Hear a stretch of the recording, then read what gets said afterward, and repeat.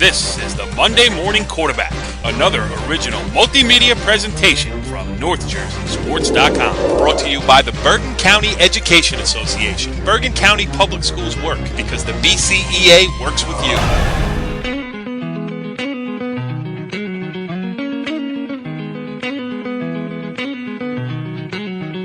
Back on the Monday Morning Quarterback, NorthJerseySports.com's original multimedia series talking all things North Jersey football. This is Season 1, Episode 11, and we are going to call this one Legends Night on NorthJerseySports.com. I am Corey Doviak, being joined by my two co-hosts, Brandon Gregory. Brandon, what's going on? What's going on there, young fella, Corey? Hey, I appreciate that compliment, Brandon. Thank you very much. And our NorthJerseySports.com football insider, Richie Ballgame Barton. Richie B., what's going on? Not much. Just ready to talk some football. Yeah, well, we got some good guys to do it with, too, and we're calling this one Legends Night because we're going to have, well, how about this, 58 years worth of combined coaching experience between our two guests tonight. First, we'll have Hasbrouck Heights head coach Nick Delcalzo. He's been a part of the Hasbrouck Heights program for 38 years. He's been the head coach for 28 years, and he will join us as his team will play Pompton Lakes this weekend at MetLife Stadium for the North 1 Group 1 State Sectional Championship.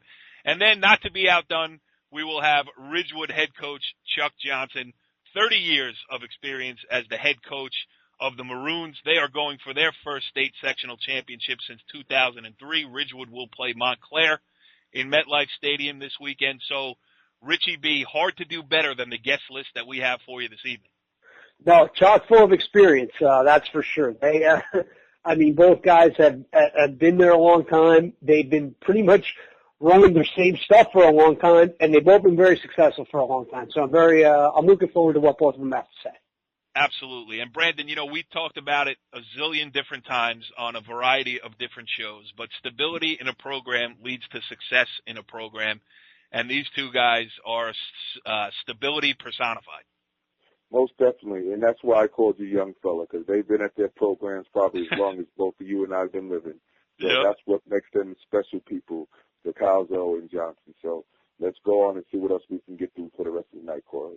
Yeah, we got a bunch of state tournament games. We here, and speaking specifically of the three of us, are going to be out covering games all weekend, starting Friday afternoon, leading into Friday night, and then Saturday all day. And we'll go over some of the other games before we sign off here tonight. But here's a little sneak. We already taped these interviews. We know how good they are. So let's move right into them now as we welcome in Hasbrouck Heights head coach Nick Delcalzo, kind enough to join us here on the Monday Morning Quarterback. Coach, thanks for taking a few minutes. It's a pleasure to be on. Thank you. Well, I mean, I don't. It's as we tape this right now. It is Tuesday night. The state final coming up this weekend. I mean, just talk about what Hasbrouck Heights football is. Concerned about, working on. What's the state of the program? You know, a couple days out from the state final. Well, we're just finishing up a lot of our things here. We're playing a really good Pompton Lakes team. We were in a battle the first time. It could have went either way. They got a very good program, so we're just putting the finishing touches on defending them, how we're going to defend them, and getting ready for the big game. Yeah, and the big game that you played against them in the regular season back on November 9th, you beat them 28-21. Pompton turned the ball over a little bit. You know, because of the history of success that you've built at Hasbrouck Heights and the history of success that Scott Mahoney has built at Pompton Lakes, this is not at all a surprising matchup for anybody who's been watching small school football for a long period of time. How about just renewing this rivalry with Pompton Lakes? Second time you played them this year. Second time in the last 10 years you're going to play them in MetLife Stadium. How about that? You know, Scott has done a great job over there. You know, we're ready. We've been getting ready for him for the past couple of weeks. He does a lot of good things offensively and defensively. He runs a really good program there, and it's going to be a challenge. Go ahead, Richie. On Friday night. Yep. Go ahead, Richie.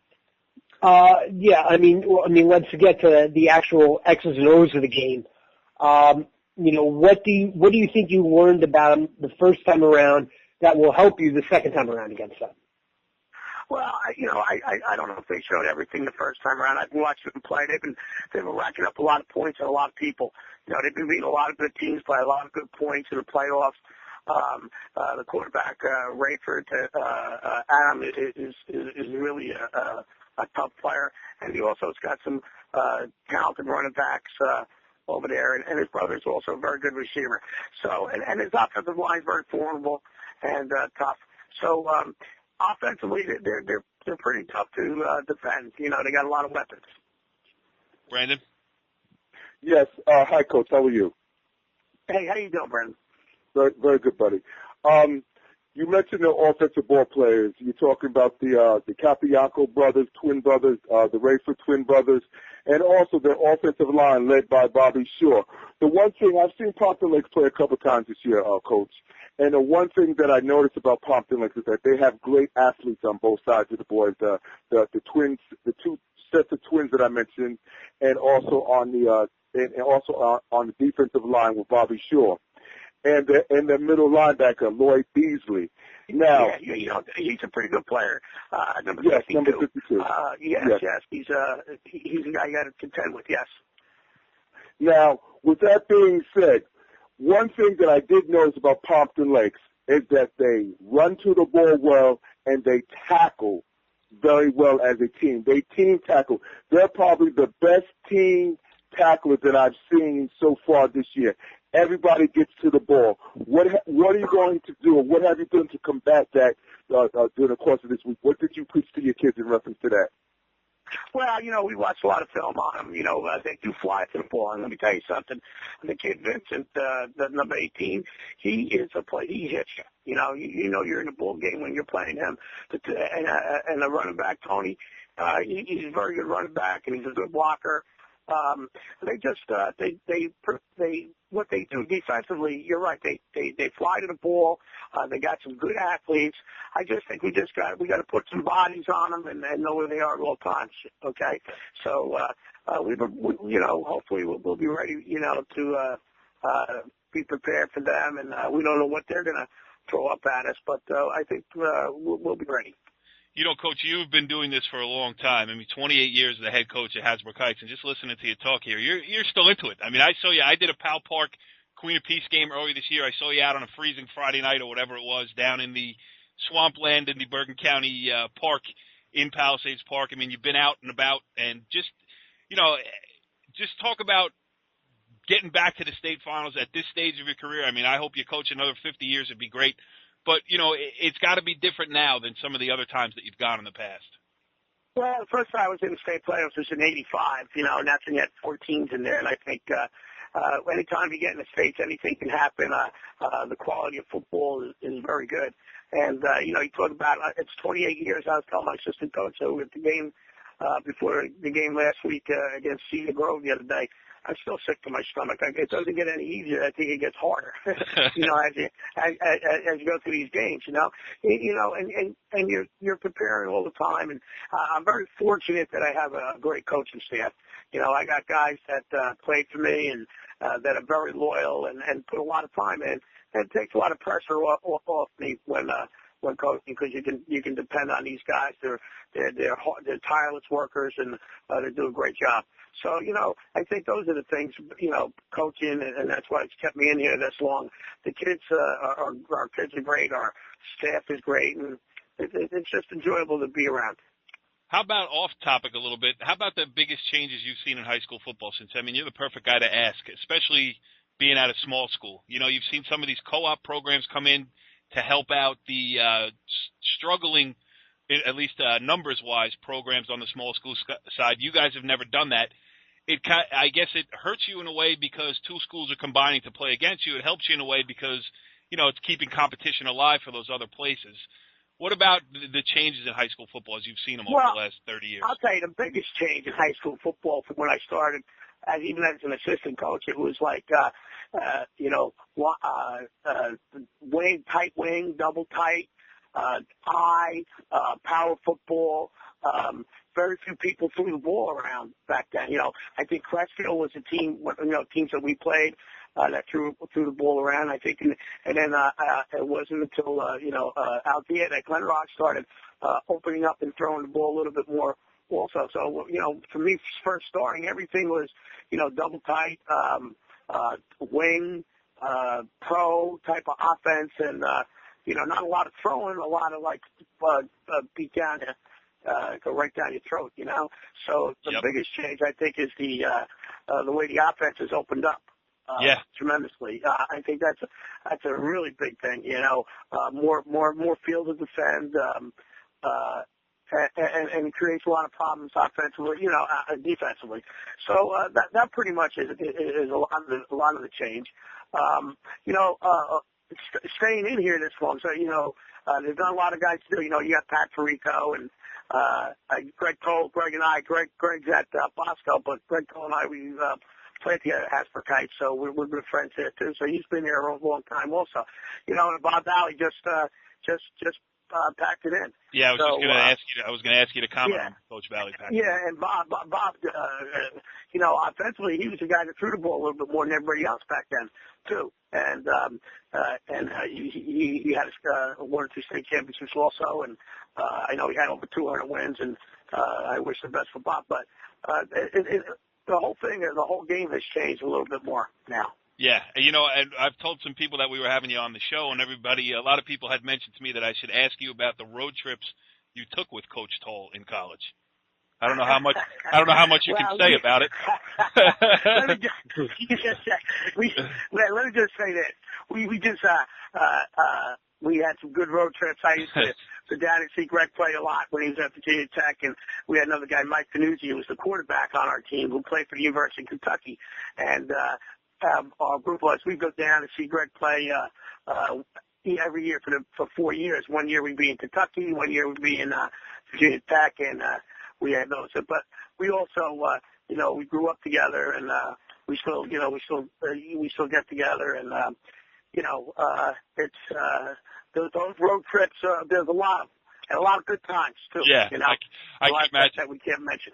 Yeah, well, maybe if you'll allow us here after the hype of the state finals passes and we have a little bit of time, maybe if you'll allow us, we'll get you and Coach Toll on the show, and maybe we'll put the heads down and let you talk.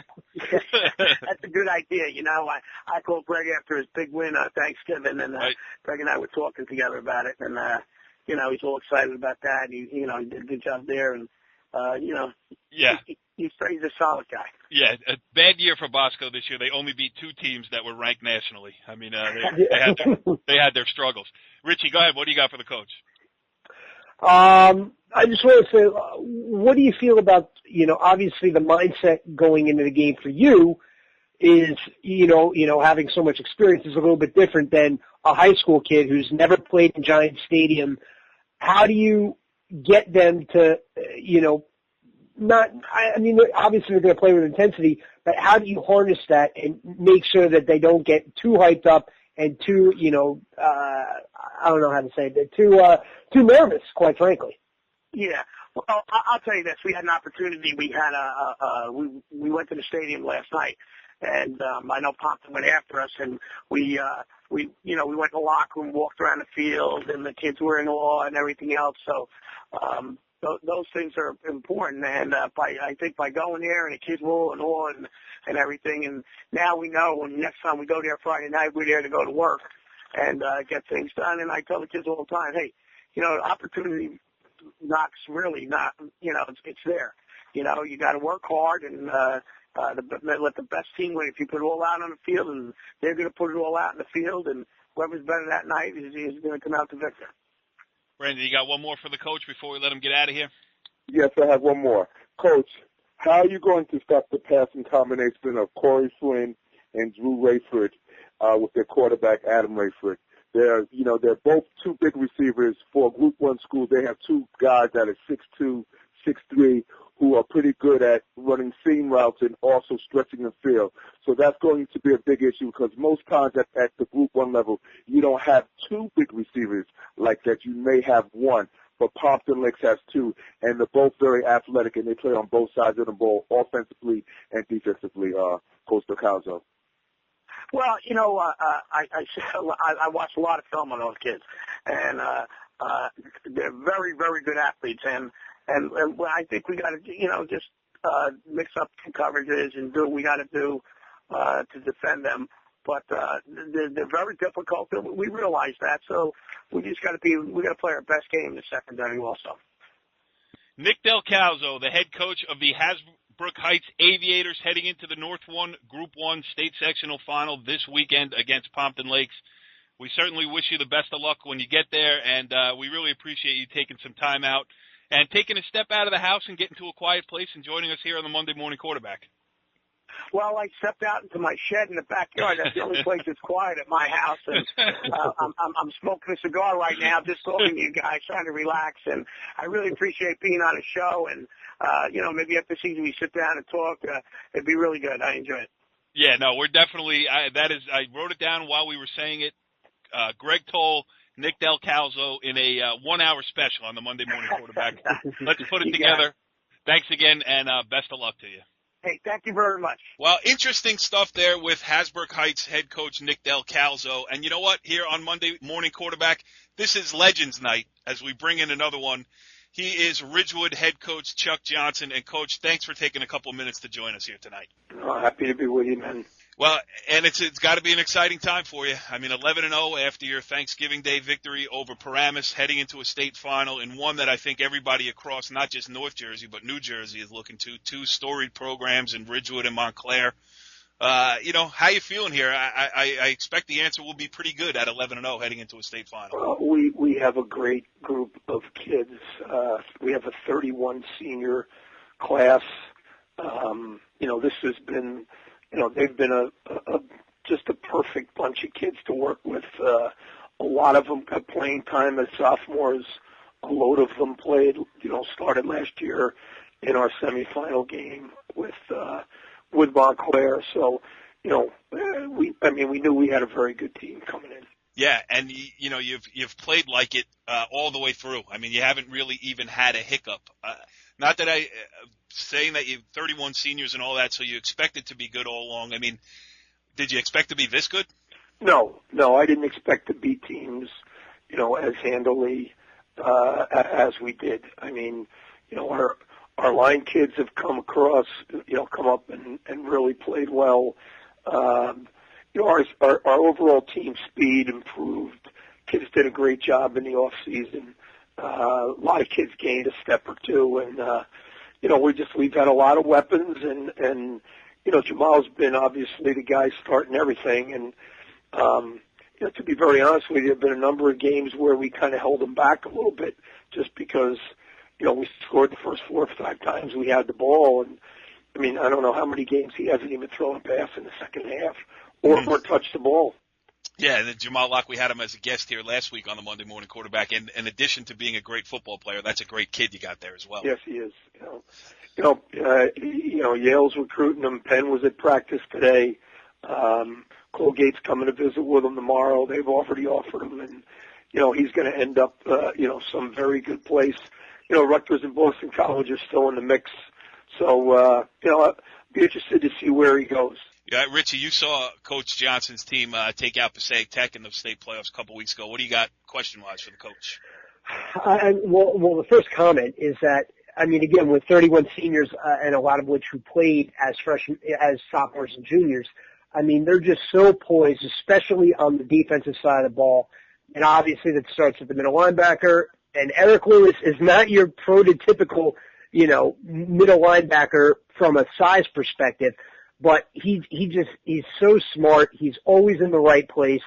Talk about the leadership that he gives to that defense. Well, he's a very good athlete. He runs a solid 4.7 40. Very, very athletic. And he's got a great head on his shoulders. He's a very, very smart player. He's already committed to Trinity, so he's going to be a NASCAC football player. And he, plays with great leverage. Again, he's a kid who's put on 20 pounds. He was, 185 last year. Now he's 205. Did not lose any of his speed at all, and a lot more physical, and just has had a great year for us. He's always had a great nose for the ball. Our front kids have done a great job of, keeping people off of them, and it's just been a great. All four of our linebackers have been outstanding. Owen Smith, Anthony Arancic, and Anthony Morejo. So it's been a very very nice complimentary year for all four kids. Brandon, what do you got? Yes, Coach. How are you, Chuck? I have a question for you. How comparable are Elijah Robinson, the quarterback for Montclair, and Jamal? And how much will that be to your advantage getting ready for Montclair, having the same type of ball player? Oh, I think Elijah is the same kind of player. I mean, he's amazingly elusive. I just rewatched the Bloomfield film. I mean, Bloomfield, from a tactical standpoint, did a nice job of getting kids where they needed to be. But Robinson just, he took a step here, he juked there, and, Bloomfield had kids where they needed to be. They just couldn't tackle the kid. He's obviously very, very, it looks like he and Jamal are both playing the game, at a different speed. Yeah. I mean, Jamal, just the kind of athlete. Go ahead, Brandon. You were going to continue. Go ahead. Corey's getting ready to say something I was getting ready to say also.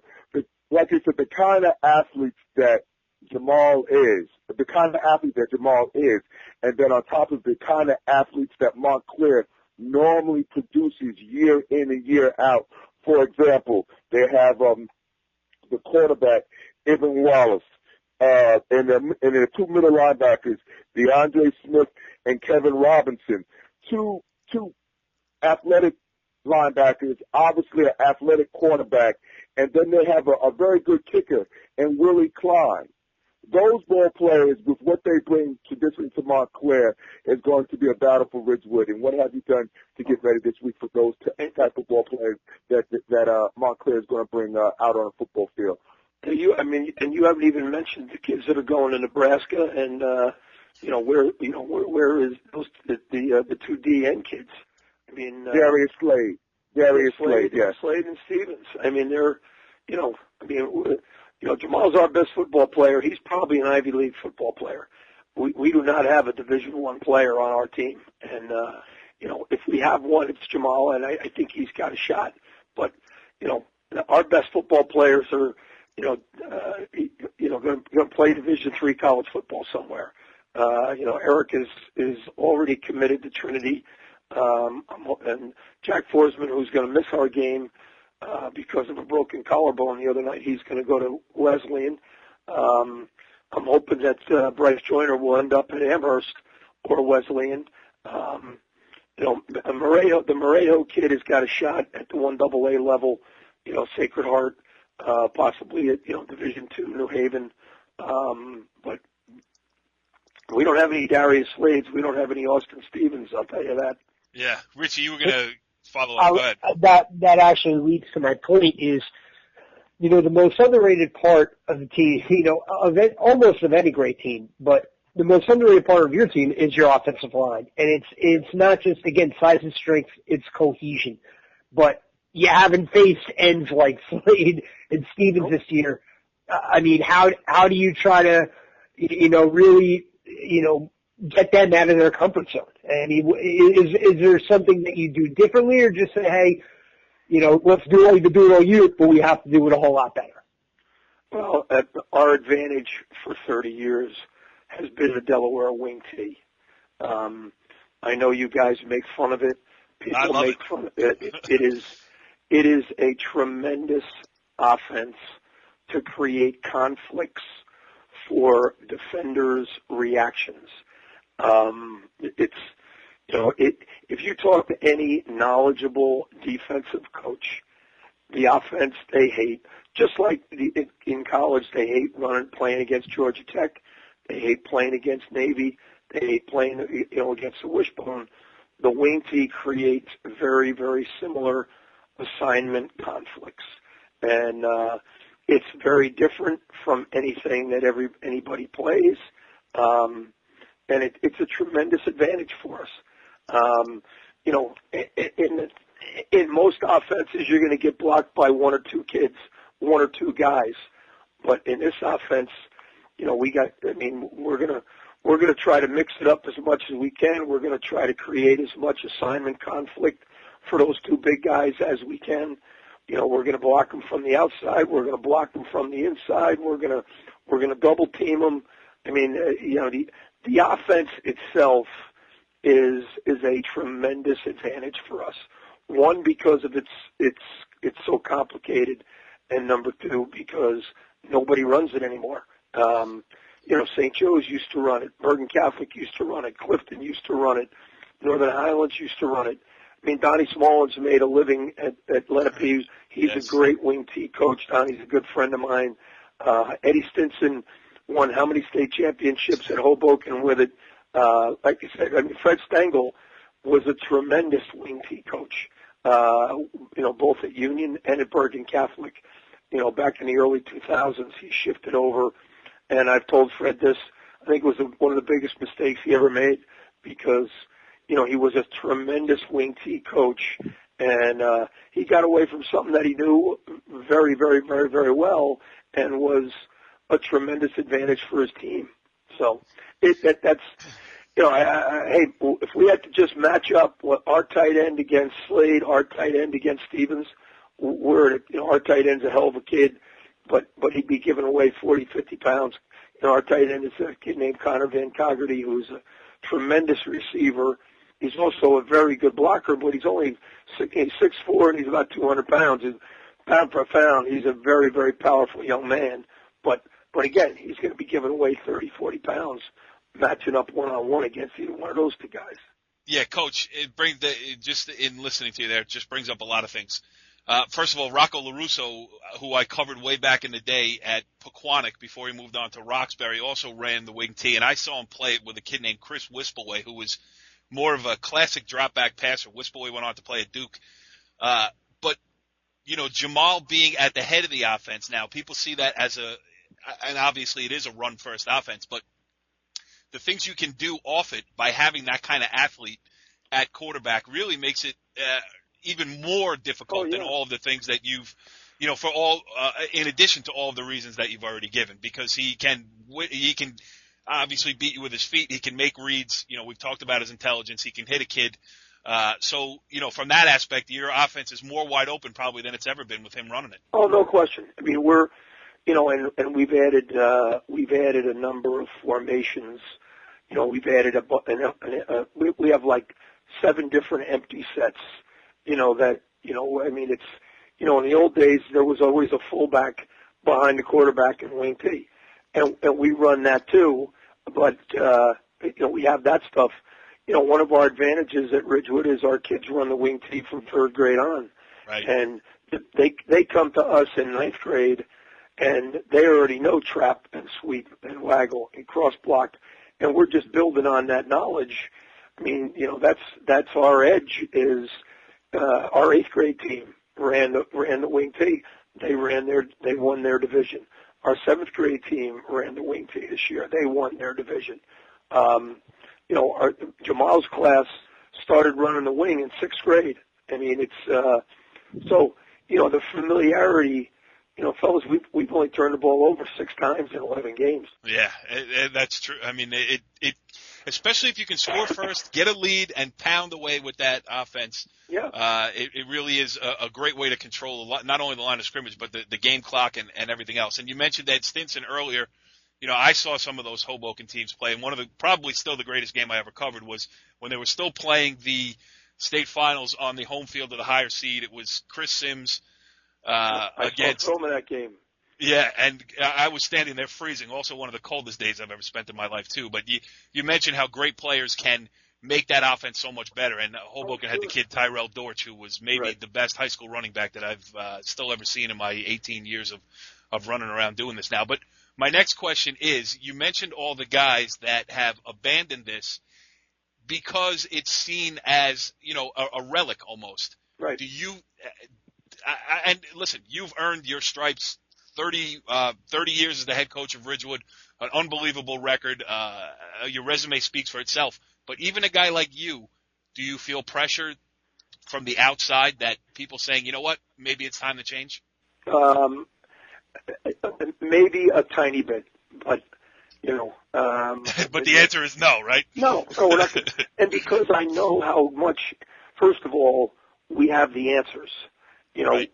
Anytime, one of the things that I see a lot of young guys doing is they change too much.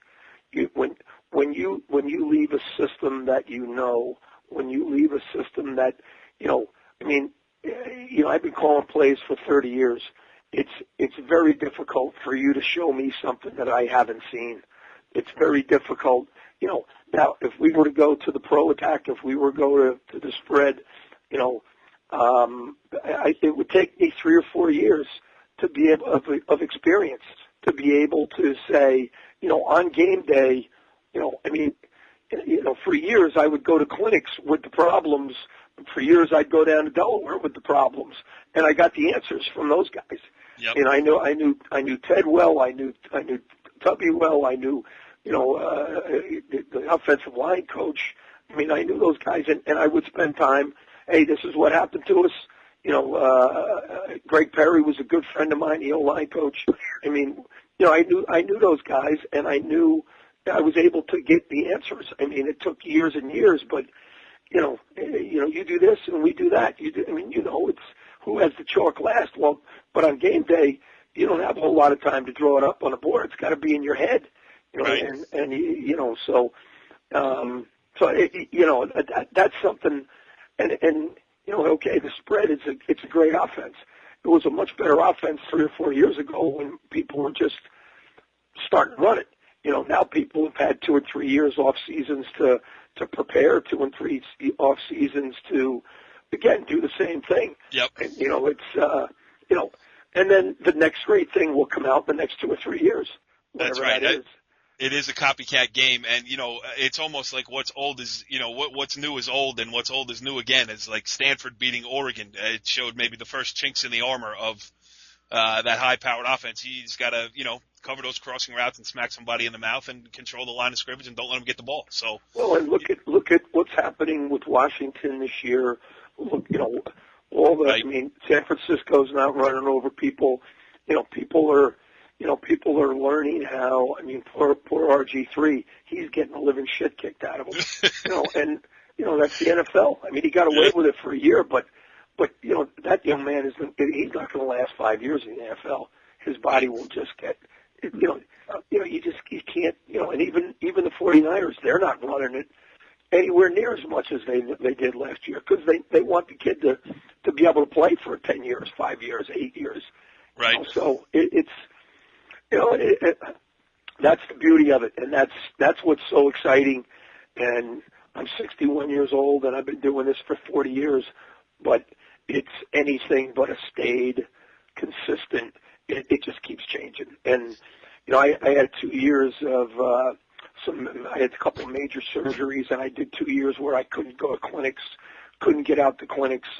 You're thinking, for it like me, well, hey, I go to 6. Last year was so wonderful.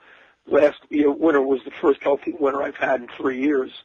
And getting back out on the clinic scene, and you know what? I realized how much I had fallen behind in just 3 years of not going to clinics. I had a hip surgery in January 2 years ago, and I had a knee surgery 3 years ago, and I was hurting pretty bad, and I couldn't get out on my own for a while. And I fortunately got the hip done, and now I'm healthy again. And I went to about 10 different clinics last year. It was just awesome. And every year things keep getting tweaked, and if you don't stay current, man, you're going to fall behind. So. Well, it sounds like you're pumped up and still into it, and it's great to hear. It's an infectious conversation, because a guy of your experience, and then just going back to the things that we've experienced as journalists covering these kind of things, it really does bring up some great trends. And this would normally be the part of the interview where I say we've kept you longer than we promised, and we appreciate you taking the time. But the conversation is so good, I just want to ask Brandon or Rich if they have another question for you, because I could keep this thing going all night. I'm not going anywhere. Brandon, you got something? I'm sitting again, relaxing. I actually do have one more question, and then I'll leave it alone. When you mentioned the Delaware wing team, you mentioned Fred Stinger. One of the greatest running backs to come out of that offense was Tony Stewart out of Union, who played under Fred Stinger. So he was a great running back that went out to Iowa. University of Iowa had a good career. Yeah, he had a great career out there. And also the last thing, in reference to the wing tee, since it is not seen that much, is that going to be a huge advantage, as much as you would like to discuss that going forward into this game and getting these kids who do not play against this anymore? They're so used to, like you say, playing against the read option in these new spread offenses. That wing tee, I don't think Montclair, as much as they can see it on film, I still say you got a bunch of 16, 17-year-olds that are not used to seeing a pulling guard going one day and then another guard going the other way. So I think with that being said, if you can make a couple big plays early, you may be able to sneak out in front of them, regardless if they have the Division I athletes, because it's still a football game and you still have to tackle and know how to read your keys, and that's going to be the key, Coach. Well, I'll be very honest with you. I was very disappointed when I got the film because, Union City is a wing tee team. So they played Union City 2 weeks ago, and then when I got the film from Thanksgiving, Bloomfield, Mikey Carter went back to a lot of wing tee stuff. He's not running. There's so much offense in a wing tee, you can't run it all in a single year, and that's the beauty of it too. You kind of hunt and peck and select from a laundry list of great plays based on your kids. And, obviously the quarterback-centered running game, we had a quarterback in the 80s who ran a 5.7 40, and but he threw 37 touchdown passes in 2 years. Believe it or not, the wing tee has a lot of great passing offense too.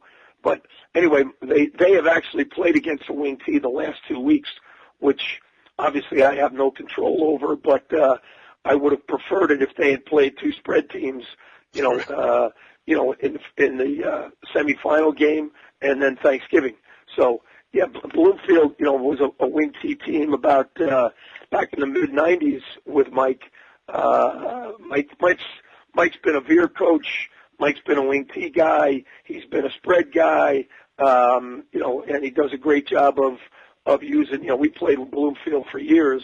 Mike always did a great job of using his kids, and he obviously felt that, this year, for whatever reason, I'll bet you one of the reasons, I haven't talked to Mike Carter, but I'll bet you one of the reasons he went back to it is because so few teams are running it.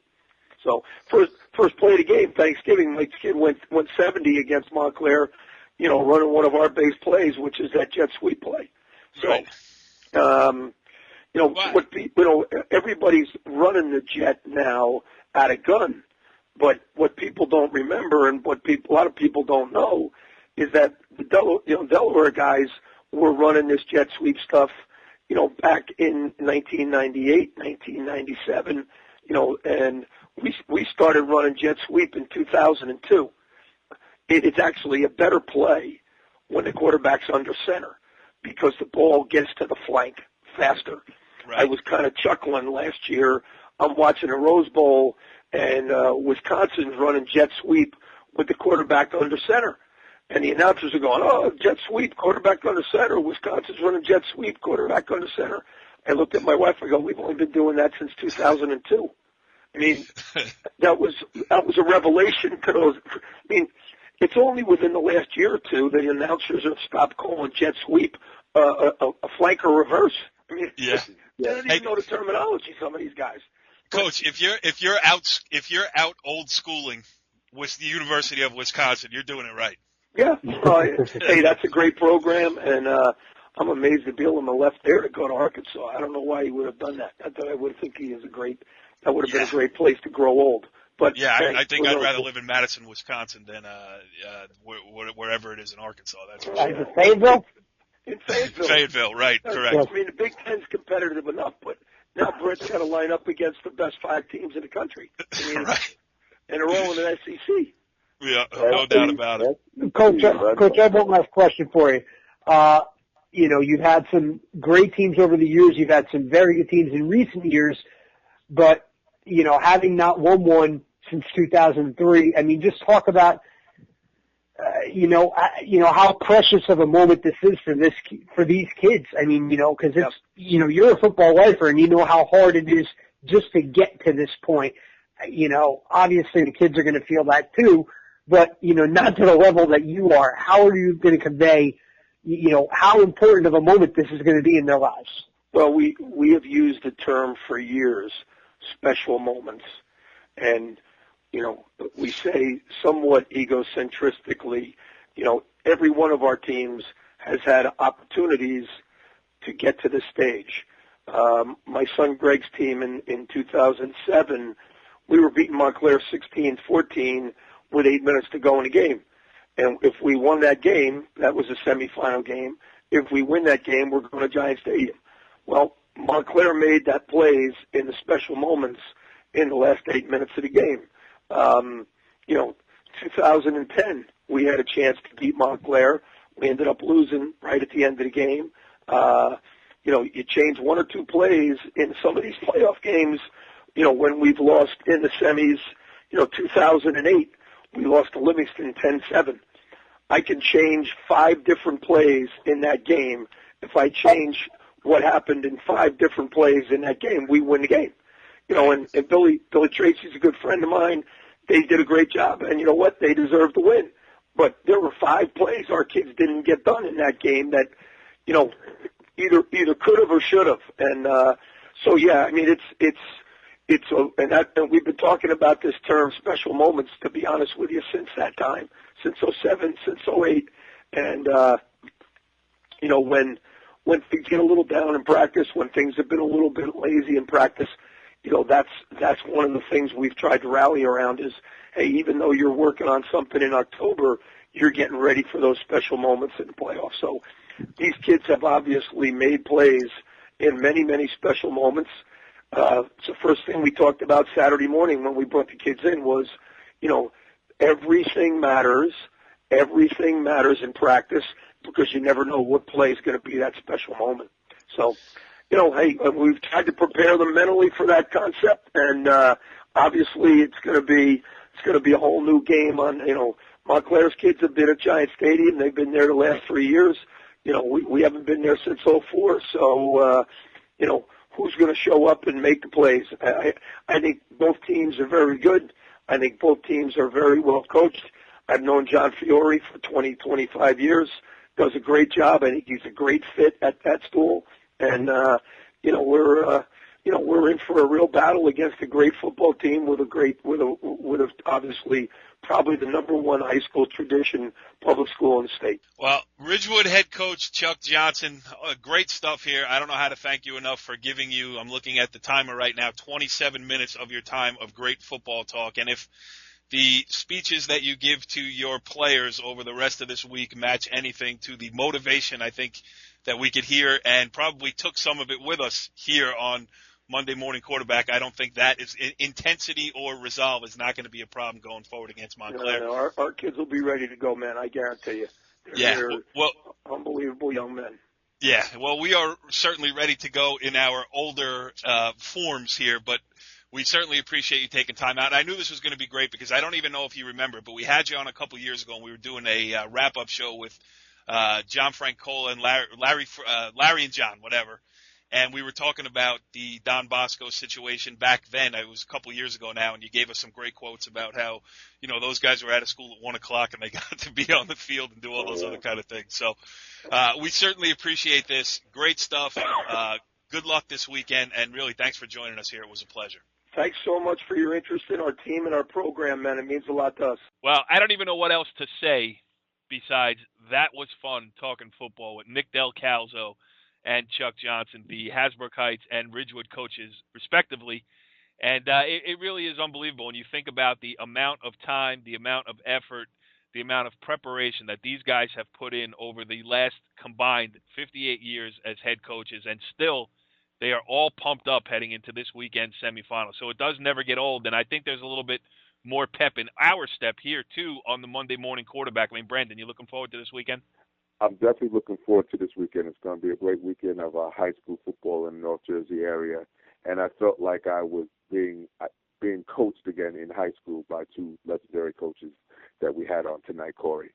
Yeah, and you know what's great about this part of the season, too, at least from a journalistic standpoint, is that, now we've seen all these teams. We'll go through some of these games here that we're looking forward to. But, Richie, it's one thing to do a preview or to watch one game, but now here we go. Here we are into week 12 of the season. We've seen these guys a bunch of times.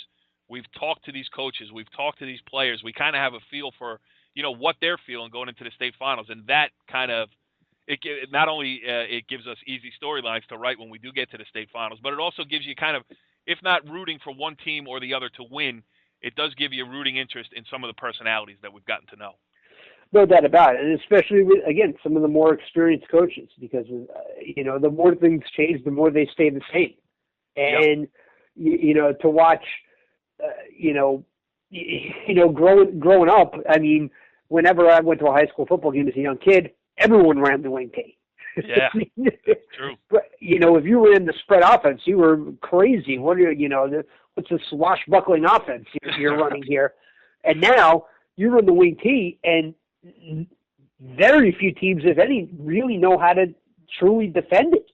Yeah. So, it just creates, and there's just so many interesting storylines because you get so many contrasting styles. And the great, contrasting styles make great fights, in boxing. And the same could be said on the football field. That, Montclair is going to spread out and they're going to try to, use their athletes all over the field. And Ridgewood's just going to come at you with what they come at you with. And, it just makes so many, there's so many interesting matchups. I mean, we're going to go into all of them, but, I just can't wait. I just want this weekend to get going already. Yeah, no doubt about it. I mean, let's look at it. North 1, Group 1, you got Nick Delcalzo as the head coach of Hasbrouck Heights against Scott Mahoney of Pompton Lakes. I mean, Mahoney's won the last 2 state sectional championships. He was a guest on our show last week. I mean, that guy knows what he's doing. He's done a great job with Pompton Lakes. And those small schools, it's such a community atmosphere of, even listening to Nick Delcalzo tonight, of how many of his former players are not only still close to the program, but, on his coaching staff. So it's a real Hasbrouck Heights feel, in addition to it being a team representative of Hasbrouck Heights. But let's look around at some of these other games here. And North 1, Group 2, Westwood against Waldwick. Brandon, I mean, Westwood, Nolan Borgerson is a guy we've had on earlier this season. They're the number 1 seed. And whatever happens in this game, Waldwick is the number 3 seed. And anybody, I'd like to meet the guy who said Waldwick/Midland Park will be playing in the North 1 Group 2 state sectional final this year. I definitely would like to meet them, too. I'm expecting a high-scoring game there, like you had mentioned, the players on Westwood side and obviously the players on Midland Park side also. It's going to be a high-scoring game. And it's going to be interesting to see how Midland Park Warwick defends what Westwood's going to bring to the table, because Westwood can run the ball, and obviously, as we do know, they can pass the ball. So it's going to be interesting to see what defensive concepts that Warwick Midland Park comes up with this weekend, Corey and Richie. Absolutely. North 1 Group 3, and again, we're talking about coaches and stability in programs. DJ Nymphius, a guest earlier this year on the Monday Morning Quarterback. Number 5 Riverdale playing number 2 Sparta. I mean, Riverdale came off, we had DJ on. He was talking about a tough schedule to start the season, a couple losses early, and everybody was saying, what's the matter with Riverdale? Well, the answer to that question is absolutely nothing is wrong with Riverdale. They will be playing for a state championship this weekend against Sparta. Now, it is a tall order because, if you're an avid listener to any of NorthJerseySports.com shows, we have a thing called the Sussex County Rule. We never pick teams from outside our coverage area to win state championships. But I saw Sparta against Ramapo a couple weeks ago in the North 1 Group 3 state semifinals. They're good. So Riverdale has their work cut out for them, and Sparta definitely the favorite there. But Brandon, I mean, DJ, he's the number 5 seed, so he's not supposed to be in the final. No, he's not supposed to be, but DJ is going to come up with some interesting defenses. I can definitely count on that. You can definitely count on that to stop their big running back, Lucas Fioria. Like I mentioned last week, the boy has carried the ball over 100 times the last 2 games for over 900 yards and 9 touchdowns. So you're going to see a heavy dose of Lucas Fiora, and you're going to see a heavy dose of hard-hitting from the Riverdale defense. So that's going to be a hard-hitting, old-school football game. And don't count Riverdale out. I'm not counting Riverdale out. I took Sparta, but don't count Riverdale out. DJ has something up his sleeve, so we shall see. So it's going to be an interesting game, Richie and Corey. Yeah, you know what? Go ahead, Richie. What's going to be interesting about that game is if Riverdale can get up early. Yes. Because, again, you see from, watching NFL games there, it's hard to throw the ball in that stadium. And if Sparta, a team that doesn't really throw the ball at all, if they have to throw at any point, that could be a big factor. But Sparta, on the other hand, if Sparta gets up 7-0, 14-0, they're just gonna blast you off the line and run up the middle 3 yards, 4 yards at a time until they hit a big one. So I think whoever scores first in that game, and obviously penalties become huge too, because if they can get Sparta into third and long situations, something that they're not really accustomed to, that's really where Riverdale has an edge. But Sparta has run roughshod over teams this season, and Faria, he's leading the state in rushing. So obviously they're doing something right up there. Yeah, we did the wrestling show last night here on NorthJerseySports.com, and one of the members of the wrestling show panel, we were talking a little bit about that game, and they said that Faria, his workload is not only heavy, but it also may constitute child abuse because he's had over 100 carries in the last 2 weeks. But, hey, listen, in football, you got a horse, you ride it. North 1, Group 4, interesting here. Pascack Valley, the top seed, against number 2, Paramus. And this is a battle of coaches who deserve to win state championships. Last year, Pascack Valley had a huge senior class. They went through the regular season undefeated, got to the final, and fell short. Paramus is a team that had lost in the state sectional semifinals 4 straight times and 5 out of 6 under Dan Sabella, who's, if we were going to do a Coach of the Year, and maybe we will do a Coach of the Year, I don't know how you can overlook the job that Dan Sabella has done, not just this year with the Spartans, but in making that a consistent winner year in and year out. It really is unbelievable. People forget where Paramus has come from to get where they are. But Richie B., it's hard to not root for either Craig Nielsen or Dan Sabella in that game. Yeah, for our perspective, it's win-win either way. Yep. 2 good coaches, 2 good guys, and 2 guys that have been, chasing the championship for a while. Sabella. Yeah. I know he's won with a pagoda, but even though we've covered that, in the early, mid 2000s, yep, it's still a long time ago. And Nielsen, he's had so many tough losses that, I'm sure he would cherish getting one here, especially with a team. He's had teams that were expected to win and didn't. And to do it with a team that coming into the season wasn't expected to be as good as they are would be that much sweeter. Yeah, absolutely. All right, North 1, Group 5, we touched on at length with Chuck Johnson. That's Montclair against Ridgewood. I don't think we need to say anything more about that because how can we say it better than the coach did? North 2, Group 1, Richie B., an interesting matchup. Number 1, Hoboken against number 2, Shabazz. Yeah, I think obviously, as I predicted a couple weeks ago, Hoboken, I think they're going to be a runaway winner.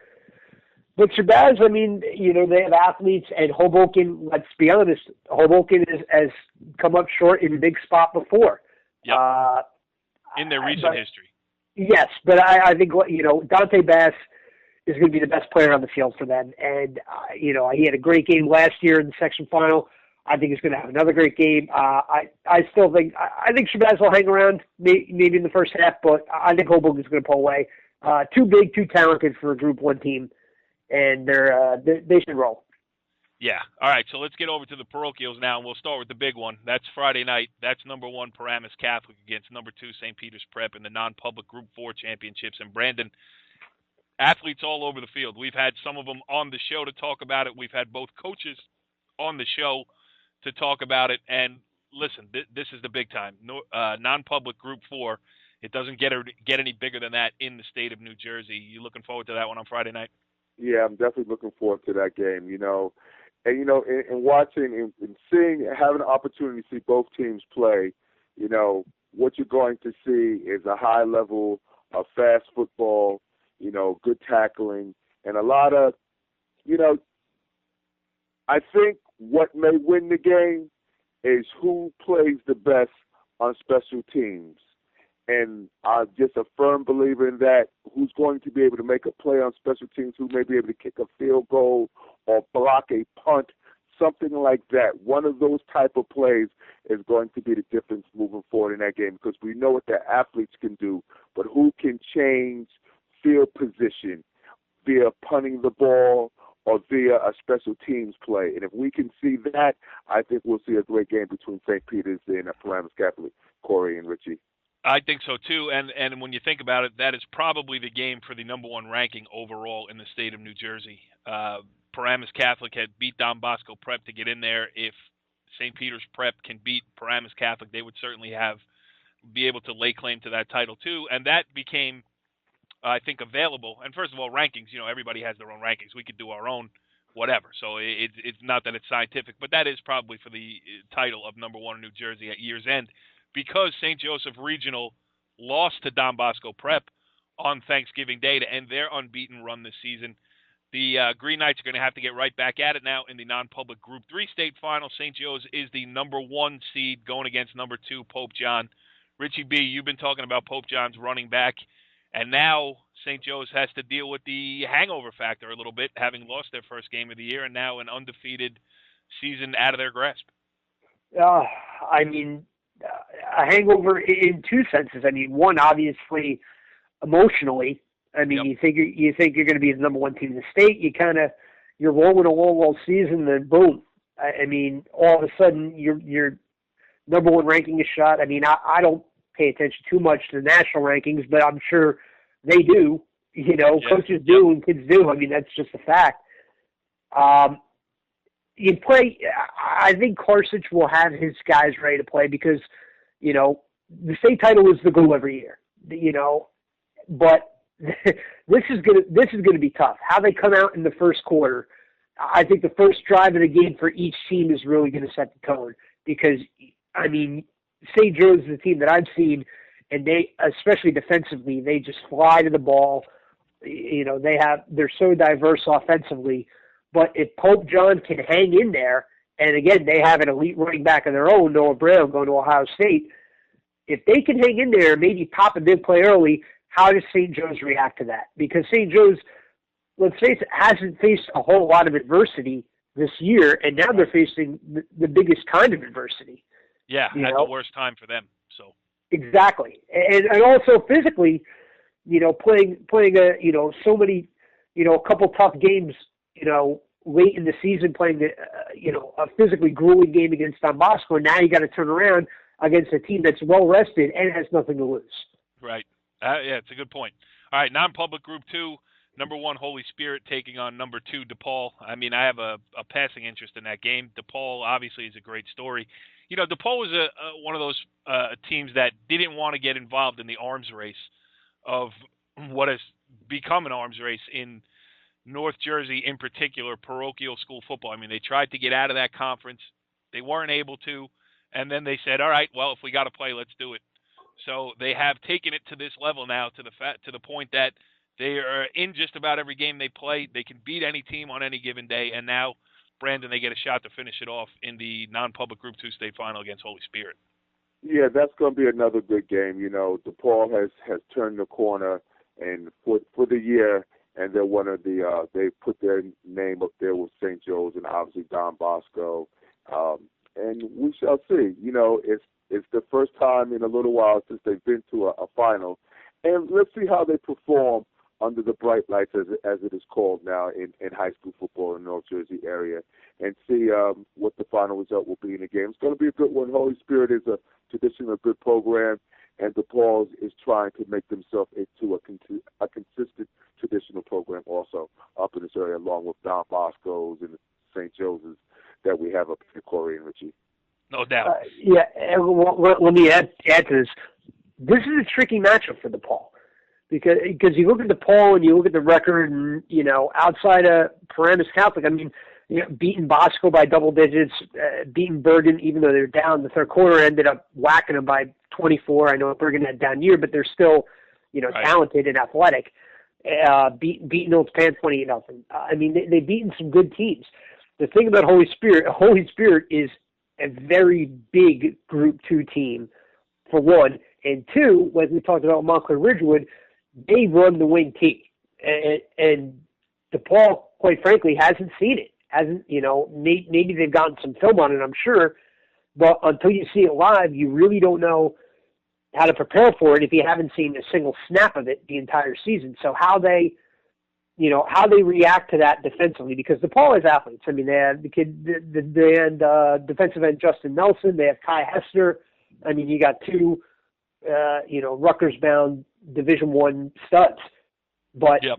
when you have, Nelson's going to have two guys blocking him, and he's going to have all different assignments that he's just, focus on the running back, focus on the quarterback. And now there's so many different things for those guys, so many different assignments for them. How do they adjust to that? Do they adjust to that? Can DePaul score early and set the tone and make Holy Spirit throw? There are a lot of questions going into that game, and same kind of thing. Whoever can set the tone and get an early score, I think is going to go on to win that game. All right, and that leaves us with one non-public Group 1, number 3 St. Mary. Obviously, a great job by the small parochial school from Rutherford to get there, but Richie B, hammer time. I hate to say it because Mike Sheridan's a good guy, and we got a lot of friends over at St. Mary's as you know, Cor, but St. Joe's Hamilton, quite frankly, just doesn't belong in this section. No, get him out. I'll tell you what. I mean, St. Joe's Hamilton. You put St. Joe's Hamilton in Group 4, they'd probably lose to a Paramus Catholic or a Bosco or Prep, but they might not either. That's true. They'd be right up there with any of the teams playing in the Group 2, 3, or 4 finals. For them to be playing in Group 1, they got to combine Group 2 and Group 1 parochial or non-public or whatever. It's just, St. Joe's Hamilton is just, they're going to walk through. I'm going to say 49-7. Right, and we need to play down at the state championships.